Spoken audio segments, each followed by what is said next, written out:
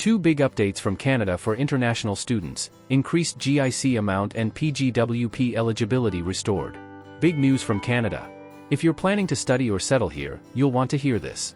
From a new financial requirement for student visas to major changes in postgraduate work permit eligibility, Canada just dropped two major updates that could affect your entire journey. If you are interested in this topic, please pay attention and watch the video through to the end to get all the information. Please hit like and subscribe, and don't forget to push the notification bell for an upcoming video. So, without any further delay, let's jump into the video. Canada has just announced two crucial updates that will significantly impact international students planning to study in the country. This video relates to the Guaranteed Investment Certificate requirement and post-graduation work permit eligibility, both of which play a vital role in a student's study and post-study work journey in Canada. Let's break down each update in detail. 1. Increase in GIC amount from September 2025.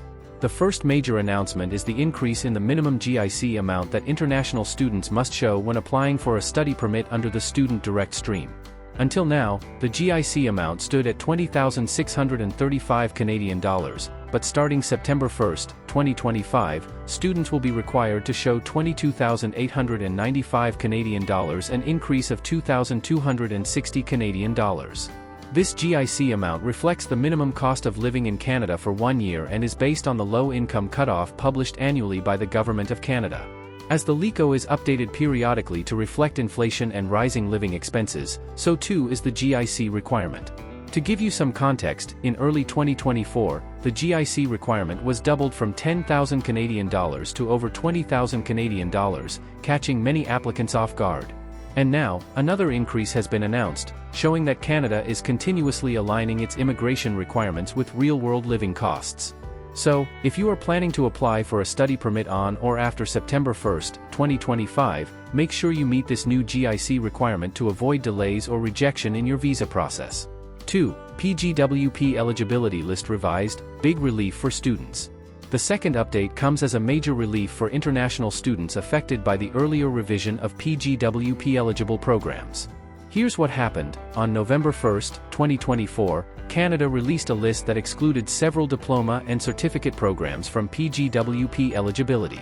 Later, on June 25, 2025, this list was revised again, and 178 programs were removed, leaving thousands of students in uncertainty, especially those who had already paid fees or submitted visa applications. However, on July 4, 2025, Canada revised the list once again and reinstated the 178 removed programs, including popular streams such as supply chain management, transportation, and others. What does this mean? If you were affected by the June 25 revision, whether you paid fees, submitted your application, or were awaiting a decision, you no longer need to panic. As long as your classification of instructional programs code falls under the revised eligible list from November 1, you are now eligible to apply for a PGWP upon graduation. This is great news for thousands of students who were caught in the confusion. You do not need to change your program, withdraw your application, or reapply. Just ensure your CIP code is part of the updated list, and you can confidently move ahead. Canada to roll out increased settlement supports for Francophone immigrants. Francophone immigrants to Canada will soon benefit from increased community support in settling. Over 2025 to 2026, Canada's Immigration Department will operationalize the Welcoming Francophone Communities initiative. The WFCs will incorporate 24 Francophone and Acadian communities across Canada, aiming to facilitate the settlement and successful integration of Francophone immigrants into the country. Immigration, Refugees, and Citizenship Canada announced the upcoming rollout of the WFCs in its departmental plan for 2025 to 2026. The WFCs began as a pilot program which started in 2020 and ended in March 2024. What is the Welcoming Francophone Communities initiative? The WFCs initiative is a key component of Canada's policy on Francophone immigration. Its purpose is to aid the reception and settlement of French-speaking newcomers by encouraging connections, providing settlement support services, and nurturing a sense of belonging for newcomers within their host communities. This initiative uses a by and for Francophones approach, meaning that members of Francophone communities have been tasked with identifying and recommending participating communities to the department, led by the Réseau en Immigration Francophone, Canada's Francophone immigration networks. The initiative is jointly managed by IRCC, and Francophone and Acadian communities, represented by the 13 Réseau en Immigration Francophone. The the Fédération de Communautés Francophones et Acadiennes du Canada, and the Association Francophone de Municipalités du Nouveau-Brunswick. As with most federally funded settlement services, this program will primarily cater to new immigrants, permanent residents, in Canada. That said, due to the joint execution between IRCC and the individual communities, it is possible that Francophone workers and students within the 24 select communities may also be able to benefit from these settlement services. Which communities will participate in the new iteration of the WFC's initiative?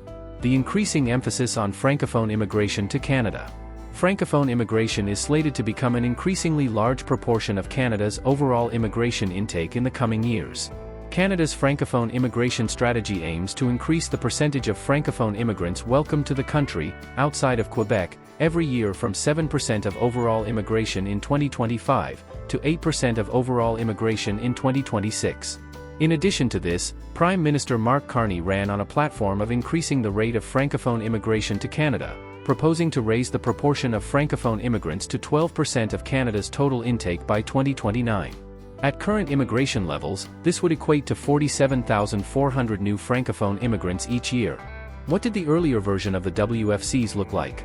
Between 2020 and 2024, the WFC's initiative ran as a pilot program funded by IRCC to test community-driven models for integrating French-speaking newcomers outside Quebec. The pilot supported 14 designated minority Francophone communities across Canada, each of which received federal funding via contribution agreements. Each community received hundreds of thousands of dollars in funding towards initiatives outlined by communities to aid the integration of Francophone newcomers.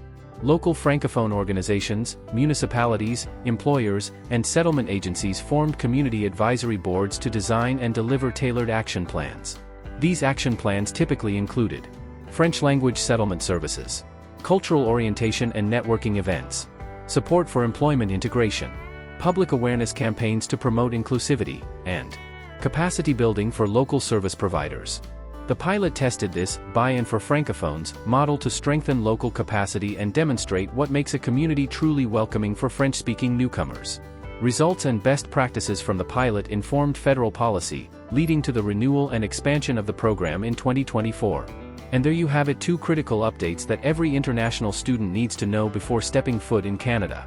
Don't forget to check your GIC requirements, verify your PGWP eligibility, and if you're a French-speaking newcomer, keep an eye on the exciting Welcoming Francophone Communities initiative rolling out across the country. That is all for today, in this video. What are your thoughts on this? Please let us know in the comments section below. Thanks for watching the entire video. Hopefully, the information is useful to you. See you later, in the next video. Till then, take care.